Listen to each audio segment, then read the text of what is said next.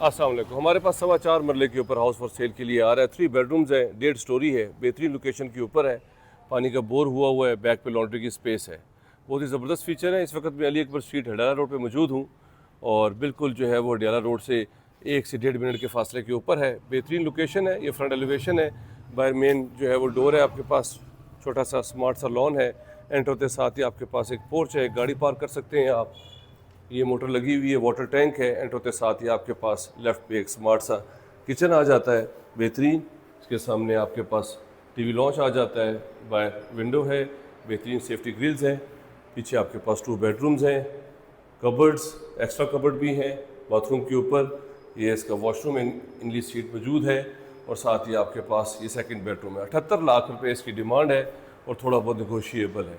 ये इसका second bedroom, ये लॉन्ड्री की स्पेस, ये बोर हुआ है, ये आपके पास वॉशरूम है, ऊपर एक बेडरूम है। ये प्रॉपर्टी हमारे पास फॉर सेल के लिए आ रही है। अगर आप अपनी प्रॉपर्टी का भी शूट करवाना चाहते हैं, अगर आप चाहते हैं कि उसको मार्केट किया जाए, तो मेरे नंबर पर लोकेशन भेजिए, हमारी टीम आपके पास आएगी, आपकी प्रॉपर्टी का शूट करेगी, जिससे आपको बहुत अच्छा रिस्पॉन्स आएगा।